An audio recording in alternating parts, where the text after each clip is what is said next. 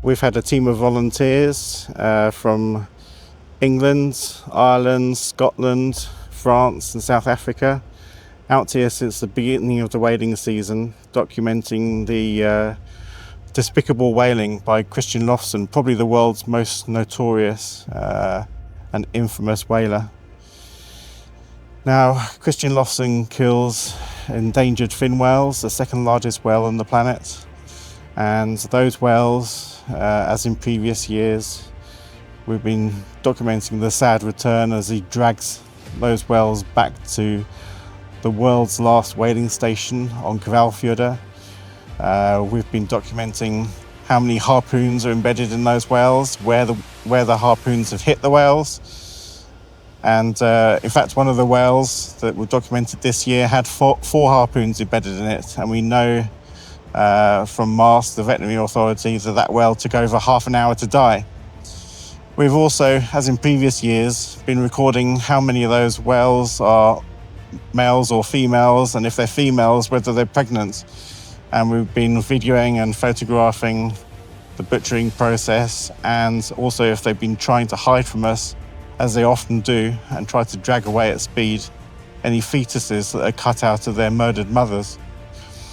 We've also been documenting, as in previous years, the pollution generated by the whaling station, and also have exposed him for dumping pollution out of a second pipe that he hadn't declared to the authorities. And in fact, there's still investigations ongoing to that, and potentially the pollution situation at the whaling station is a real risk to his business, so that's a really important work. We've also been joined this year by Captain Paul Watson Foundation and their ship Bandero, which has been offshore. Now, the Bandero has faced all kinds of challenges because the Icelandic Coast Guard not only have been tracking the ship using aircraft, both planes and helicopters, but also with their Coast Guard vessels Thor and Freya. And also they have been providing the coordinates of Bandero to the whaling company itself. So Christian Lofson's two ships, Hvalur 8 and Hvalur 9, can try and avoid Bandero. But what Bandero has actually achieved is to block the most productive area of the Western whaling grounds from Lofson's use. So the whaling company is actually far behind on the number of whales it's killed, as it would have done compared to previous years. Now, just over a week ago, the Bandero pursued Hvalur 9. Now, Hvalur 9 is the most prolific killer of whales here in Iceland. It has the most experienced captain as well, and it quite often drags back 2 dead endangered fin whales to the whaling station on every return. After pursuing Hvalur 9 into just inside the territorial waters, the Bandero was pursued by the Icelandic Coast Guard vessel Freya, which launched 3 ribs, including special forces on board a military-style rib. Bandero was boarded and seized and was brought back to Sundhofen harbour, which is on the east side of Reykjavik, which is industrial docks. The crew were held on the ship in rather poor conditions, running out of food and not having the ship properly serviced by a shipping agent for over 5 days before they were finally allowed to set foot actually within Reykjavik, albeit having to report to the police.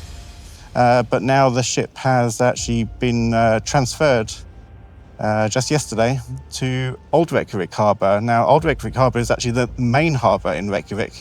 It's the one that all the tourists photograph and take videos in front of. So now the Bandero is here for all to see, sparking conversations amongst both the locals and in the media, and the hundreds of thousands of tourists here in Reykjavik. So Bandero, through fortunate circumstances, some would say, is now here tied up in Reykjavik, an ambassador for the whales, continuing in the campaign, albeit with publicity. And the Bandero's crew are slowly being deported out of the country. They're receiving 2-year bans when coming back to Iceland. But this isn't going to stop our campaign, and if Christian Lofson continues whaling in future years, we'll of course be back, and maybe CPWF will send another ship or 2, but we'll just have to wait and see.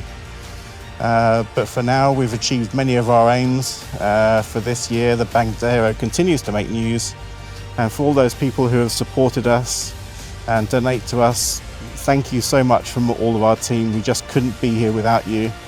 And if you can continue to support us, then we can continue to run anti-whaling campaigns defending Iceland's endangered fin whales until this business is finally shut down, as it should be.